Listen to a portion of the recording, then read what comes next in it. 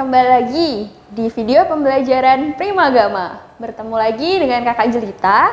Di sini Kakak adalah instruktur Smart untuk mata pelajaran biologi. Nah, kira-kira hari ini kita mau belajar apa ya? Nah, tahukah kalian tentang materi sistem syaraf? Nah, adik-adik sudah ada yang belajar tentang materi sistem saraf? Nah, hari ini kita akan membahas lebih lanjut tentang sistem saraf dan bagaimana mekanisme sistem syaraf pada tubuh manusia. Nah, untuk lebih lengkapnya, kita simak video pembelajaran berikut ini.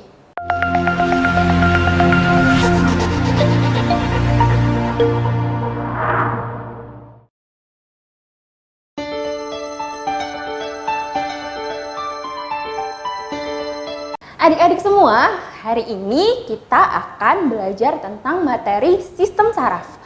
Apa itu sistem saraf dan bagaimana mekanismenya di dalam tubuh kita? Kita langsung lihat bahwa sistem saraf ini berhubungan langsung dengan adanya stimulus. Di sini ada gambar, ada adik kecil yang sedang menonton film kartun. Kartun apa ya itu ya? Ya, ada kartun Tayo. Nah, stimulus ini berupa rangsangan yang ditangkap langsung oleh sistem indera. Kemudian rangsangan ini diteruskan menuju otak dan akan ada respon pada akhirnya.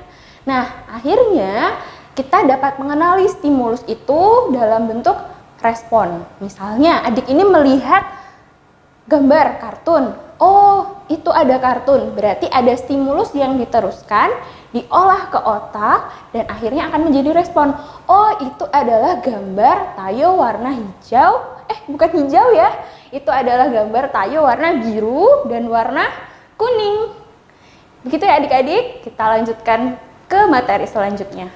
Dan apa itu sistem saraf? Sistem saraf di dalam tubuh kita dibagi menjadi dua. Yang pertama adalah sistem saraf pusat yang tersusun dari otak dan sumsum tulang belakang. Nah, yang kedua adalah sistem saraf tepi. Sistem saraf tepi ini tersusun dari saraf kranial dan juga saraf spinal. Saraf kranial ini adalah saraf yang ada di kepala. Kalau saraf spinal ini adalah sistem saraf yang berada di sumsum tulang belakang kita, yaitu yang di bagian tepi-tepinya, karena dia adalah sistem saraf tepi. Lebih lanjut, kita akan melihat bagaimana dan seperti apa sistem saraf kita ya. Nah, perhatikan adik-adik, ini adalah neuron. Apa itu neuron? Kira-kira adik-adik ada yang sudah mengetahui belum ya tentang neuron ini sendiri? Neuron ini adalah satuan unit dari sel saraf. Jadi, sistem saraf ini disusun dari beberapa dan banyak neuron yang saling terhubung. Ada bagian dendrit, ada bagian nukleus, ada bagian akson, dan pada akhir akson ada tonjolan akson terminal. Kalian bisa lihat di bagian yang berwarna kuning ini adalah selubung mielin. Selubung mielin ini akan menyelubungi akson, dan bagian akson yang tidak diselubungi oleh selubung mielin ini dinamakan dengan nodus Ranvier. Untuk lebih jelasnya, kita lihat fungsinya. Nah, yang pertama adalah nukleus. Nukleus atau inti yang ditunjukkan oleh gambar titik berwarna hijau ya adik-adik pada gambar neuron. Fungsi dari nukleus ini adalah mengatur keseluruhan aktivitas metabolisme sel saraf. Yang kedua adalah dendrit. Dendrit ini adalah tonjolan dari sel saraf, tonjolan dari sitoplasma sel saraf.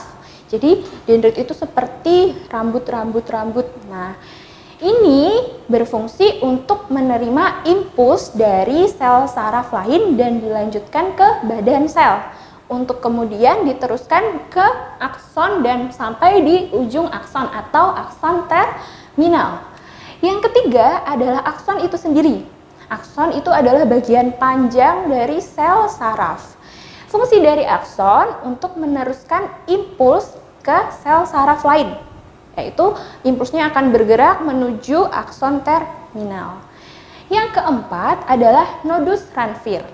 Nodus Ranvier tadi sudah kakak jelaskan bahwa bagian akson yang tidak dilindungi oleh selubung mielin ini dinamakan nodus Ranvier. Nah, nodus Ranvier ini berfungsi untuk mempercepat jalannya rangsang. Jadi ketika ada nodus Ranvier, rangsang itu jalannya lompat-lompat. Nah, kalau tidak ada melewati mielin, dia akan berjalan biasa. Jadi, dia akan lebih lama rangsang itu sampai ke akson terminal. Nah, ini adalah gambar neuron berdasarkan fungsinya. Jadi ada 3 tipe neuron dengan fungsi yang berbeda-beda. Yang pertama adalah neuron sensorik. Neuron sensorik ini berfungsi menghantarkan impuls dari reseptor menuju sistem saraf pusat. Reseptor di sini dapat berupa indera dan diteruskan ke sistem saraf pusat. Bisa dia otak atau bisa dia sumsum tulang belakang. Yang kedua adalah neuron penghubung. Neuron penghubung ini berfungsi menghubungkan neuron satu dengan neuron yang lainnya. Yang ketiga adalah neuron motorik. Neuron motorik berfungsi menghantarkan impuls dari sistem saraf pusat menuju efektor. Nah, efektornya ini berupa otot atau kelenjar, sehingga ketika sudah ada di otak, ini bisa diteruskan ke otot. Jadi terjadi gerakan. Seperti itu ya adik-adik ya. Selanjutnya adalah mekanisme gerakan sadar. Nah, kakak mau tanya nih, kalian pernah kan cara sadar ingin melakukan sesuatu? Oh, misalnya, aku melihat sesuatu dan aku mau menulis. Misalnya kalian melihat tulisan ini dan kalian mau menulis. Nah, itu adalah salah satu mekanisme gerakan sadar yang kita sadari. Berarti akan ada mekanisme seperti ini adik-adik. Ada impuls yang diterima oleh reseptor, atau di sini reseptor itu berupa indera. Nah, kemudian reseptor ini akan meneruskan impuls menuju saraf sensorik. Nah, saraf sensorik kemudian meneruskan ke otak. Untuk apa? Untuk kemudian diolah atau dikenali informasinya. Kemudian dari otak ini akan diteruskan ke saraf motorik dan dilanjutkan ke efektor atau otot. Nah, harus diingat-ingat ya adik-adik bahwa mekanisme gerakan sadar itu melalui otak. Jadi, informasi yang kita terima itu dilanjutkan ke otak untuk diolah terlebih dahulu sehingga ada proses berpikir. Nah, contohnya adalah ketika kita menulis. Ketika kita bermaksud menulis sesuatu, pasti ada stimulus. Ada stimulus, rangsang, kemudian ada impuls di otak, dilanjutkan dan ke saraf motorik. Nah, ini adalah contohnya menulis. Selanjutnya adalah mekanisme gerak refleks. Gerak refleks sendiri ini adalah gerak yang terjadi tanpa sengaja atau tanpa disadari, tidak melalui proses berpikir, dan berlangsung sangat cepat. Seperti ini mekanismenya. Ada impuls yang masuk dan diterima oleh reseptor atau indera. Kemudian diteruskan ke saraf sensorik. Dari saraf sensorik kemudian diteruskan ke sumsum tulang belakang dan diteruskan ke saraf motorik dan berakhir di efektor atau otot. Nah, contohnya adalah ya, ada paku di situ dan ada kaki. Kasusnya adalah seperti ini. Ketika kalian tidak sengaja berjalan santai dan kemudian ada paku di tengah jalan. Kalian tidak sengaja menginjak dan kaki kalian akan refleks terangkat. Au, sakit, ada paku. Nah, itu adalah mekanisme gerak refleks atau gerak yang tanpa disadari, gerakan tidak sadar. Nah, perlu diingat bahwa gerakan refleks ini melewati sumsum tulang belakang tanpa melibatkan proses yang panjang. Jadi berlangsung lebih cepat daripada yang melewati otak. Nah, adik-adik pasti kalian bertanya-tanya ya, bagaimana sih kok stimulus kemudian respon itu bisa terjadi? Nah, terjadinya adalah karena adanya mekanisme penghantaran impuls melalui sel saraf. Nah, rangsangan yang diterima oleh reseptor dari lingkungan kemudian akan diteruskan melewati neuron dan itu masuknya dalam bentuk impuls namanya. Jadi impuls itu adalah rangsangan yang sudah masuk melewati neuron. Nah, lebih jelasnya gambarnya kakak perlihatkan bahwa ini adalah dua gambar dari neuron yang saling terhubung. Ada titik-titik itu bulat-bulat warna merah. Nah, itu adalah bentuk impuls adik-adik. Impulsnya namanya neurotransmitter yang kemudian diteruskan dari sel saraf satu ke sel saraf lainnya. Paham kan adik-adik? Nah, ini adalah salah satu mekanismenya. Ada 3 mekanisme adik-adik. Untuk yang warna merah ini adalah fase polarisasi atau fase istirahat. Yang kedua, yang berwarna biru ini adalah fase depolarisasi atau fase ketika ada rangsang. Yang ketiga, yang berwarna hijau ini adalah fase repolarisasi. Nah, ketiganya kakak minta kalian untuk melihat gambar yang ada di sebelah kiri kalian. Nah, sebelah kiri kalian itu ada bagian yang berwarna merah. Yang berwarna merah menunjukkan fase istirahat. Jadi ketika istirahat dan tidak ada impuls yang lewat, maka muatan di dalam neuron itu adalah lebih negatif daripada di luar neuron. Nah, kebalikannya, ketika ada rangsang, di gambar nomor 2 ada action potential atau ada potensial aksi. Nah, potensial aksi itu adalah tanda bahwa adanya impuls yang lewat. Jadi ketika ada impuls yang lewat, maka mereka akan bertukar muatan. Muatan negatif itu akan lebih banyak di luar dan muatan positif akan lebih banyak di dalam. Nah, ketika impuls sudah selesai melewati neuron, maka muatan ini akan kembali ke tempat asalnya tadi, bahwa fase istirahat tidak ada impuls. Maka kembali lagi, yang positif akan ada di luar, yang negatif akan ada di dalam. Jadi kita ingat-ingat bahwa polarisasi adalah fase istirahat atau tidak ada rangsang, di mana bagian luar membran adalah positif, bagian dalam membran adalah negatif. Yang kedua, fase depolarisasi adalah fase ketika ada rangsang yang lewat, ditandai dengan adanya potensial aksi.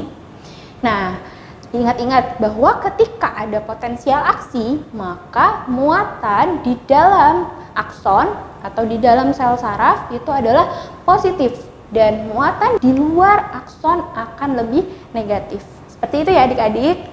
Yang selanjutnya adalah mekanisme penghantaran impuls lewat sinaps. Apa itu sinaps? Tadi kakak sudah jelaskan bahwa neuron yang satu akan bergabung dengan neuron yang lain. Nah, gabungan inilah yang menimbulkan yang namanya sinaps atau gabungan antara neuron satu dan yang lain. Nah, di membran sinaps atau di tonjolan akson terminal ini akan ada membran presinaps, ada celah sinaps, dan ada membran postsinaps. Nah, neurotransmitter yang melewati akson sampai kepada ujung akson terminal akan berkumpul di ujungnya, yaitu kita kenal dengan membran presinaps. Pre itu yang sebelum berpindah. Nah, kemudian rangsangnya ketika sudah sampai di presinap, kemudian akan menimbulkan ion Ca-nya masuk ke membran presinap yang mengakibatkan neurotransmitter akan berfusi dengan membran presinap itu sendiri. Nah, setelahnya dia akan bersatu dan membuat si neurotransmitter ini keluar di celah-celah sinaps. Jadi celah sinaps itu adalah antara dari membran presinaps dan membran postsinaps. Ketika neurotransmitter itu berhamburan, neurotransmitter ini akan berikatan dengan reseptor di membran postsinaps. Jadi dikenalinya dia akan menempel di reseptornya adik-adik. Nah, ketika dia sudah menempel, ion Na2+ akan masuk ke membran postsinaps dan mengakibatkan membran postsinaps terdepolarisasi. Berarti terdepolarisasi tadi rangsangnya jalan. Berarti berpindah rangsangnya dari yang presinap pindah ke yang postsinap, kemudian rangsangnya akan jalan sehingga neuronnya terdepolarisasi. Seperti itu ya adik-adik. Selanjutnya adalah sistem saraf pusat. Sistem saraf pusat, nah yang pertama adalah otak. Adik-adik tahu kan pasti otak itu adalah bagian terpenting dari dalam tubuh kita. Kenapa? Karena otak itu adalah pusat kesadaran, pusat memori, pusat berpikir, pusat dalam kita melakukan suatu tindakan, ya kan? Nah, ada apa di otak ini? Nah, adik-adik bisa lihat bagian yang berwarna merah ini adalah otak besar atau cerebrum. Nah, bagian yang berwarna kuning ini adalah cerebellum. Hampir sama ya, cerebrum dan cerebellum. Nah, bagian yang berwarna hijau adalah medula oblongata atau sumsum lanjutan yang nantinya akan berlanjut ke sumsum tulang belakang. Nah, untuk otak sendiri adik-adik, otak itu dilindungi oleh lapisan yang dinamakan meninges. Meninges terdiri dari 3 lapisan, yaitu durameter, arachnoid, dan piameter. Durameter itu lapisan terluar, jadi dia akan berhubungan langsung dengan tengkorak atau tulang tengkorak manusia. Lapisan arachnoid adalah lapisan tengah, jadi yang menghubungkan antara durameter dan piameter. Kalau piameter sendiri, piameter adalah lapisan dalam yang berhubungan langsung dengan otak.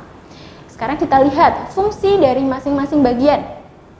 Otak besar atau cerebellum berfungsi mengendalikan gerak sadar seperti kontraksi otot rangka, belajar, dan juga emosi serta persepsi. Yang kedua, otak tengah atau kita sebut dengan mesencephalon berfungsi sebagai jalur pengantar pusat refleks serta dia bisa juga meneruskan informasi tentang pendengaran. Yang ketiga adalah pons farol. Pons farol ini berfungsi mengatur frekuensi dan kekuatan napas.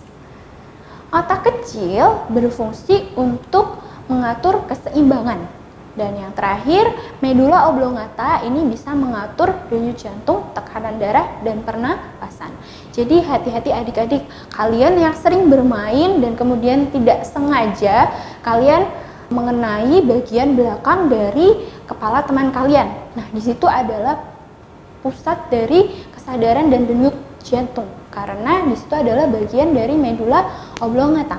Jadi adalah sangat berbahaya jika kita tidak sengaja mengenai bagian belakang kepala kita.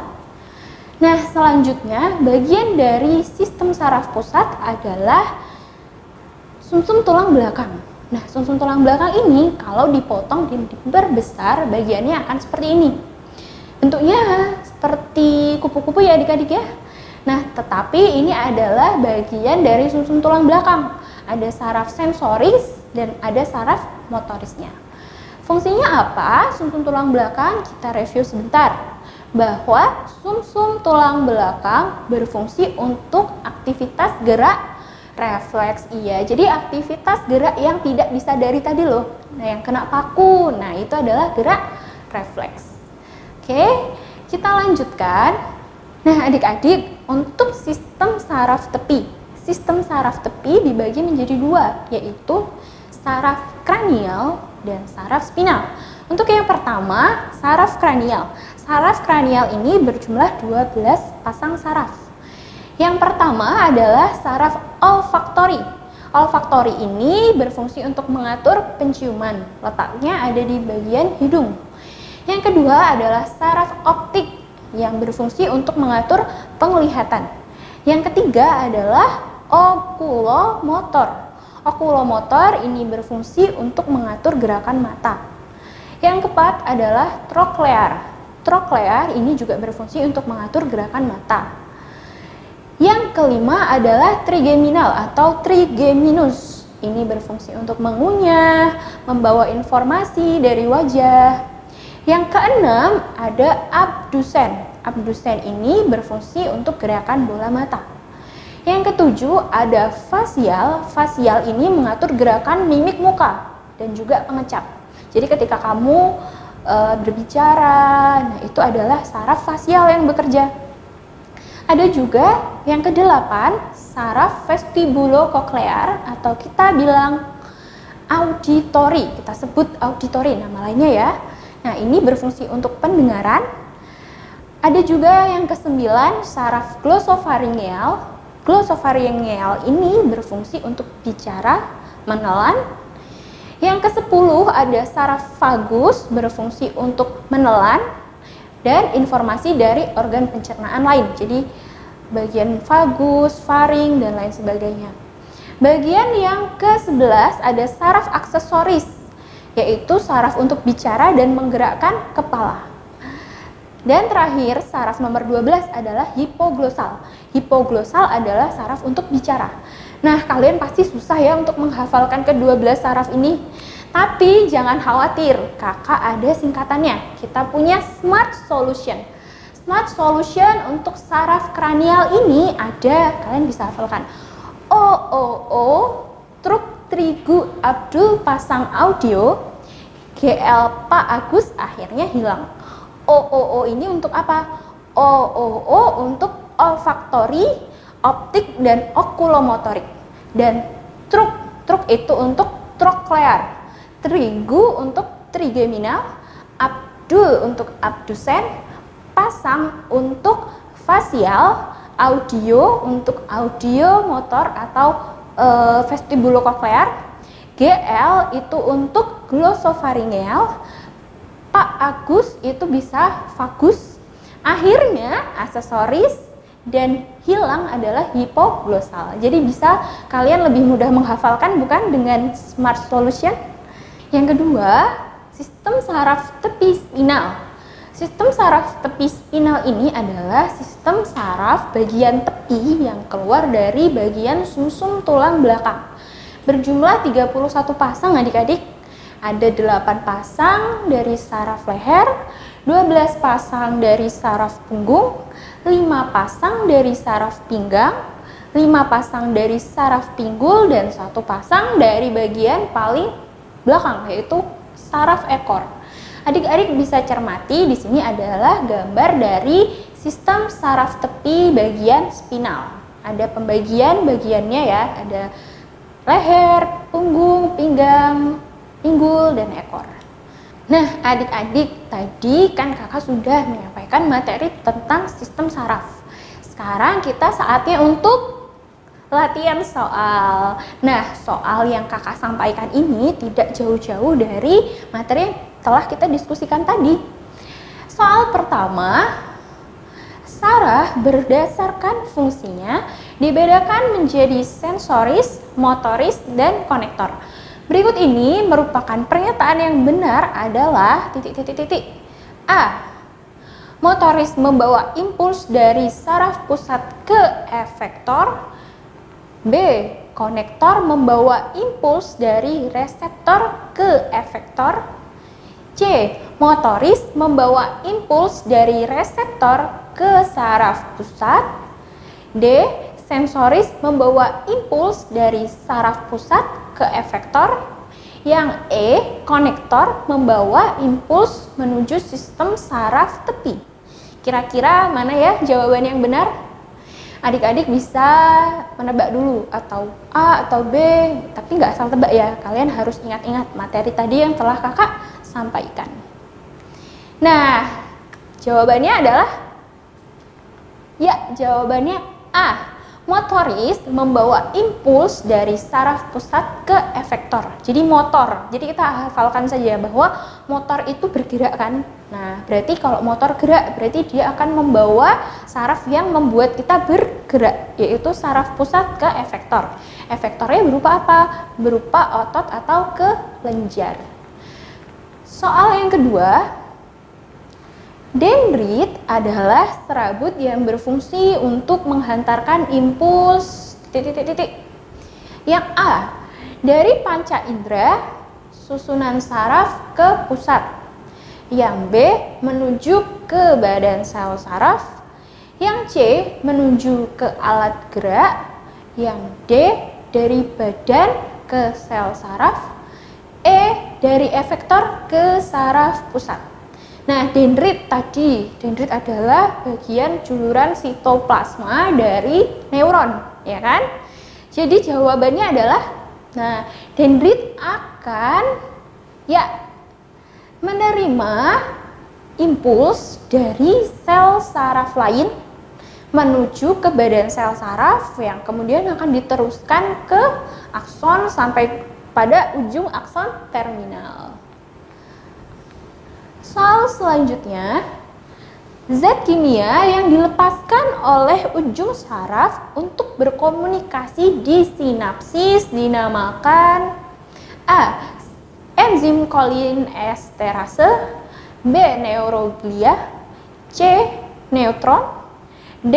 Neurotransmitter, dan E. Sinapsis. Nah, ini tadi zat kimia yang dilepaskan di ujung sel saraf. Berarti yang tadi ada presinap, ada celah sinap, ada postsinaps. Namanya apa? Ya, neurotransmitter. Neurotransmitter ini adalah zat kimia ya adik-adik yang membawa impuls yang bisa dilanjutkan ke sel saraf lain. Dari sel saraf satu ke sel saraf lainnya. Nah, soal selanjutnya, ini ada gambar adik-adik. Gambar dari neuron. Nah, kita lihat soalnya. Perhatikan gambar berikut ini. Bagian yang berlabel X berfungsi untuk titik-titik-titik. A. Menerima impuls dari neuron lainnya. B.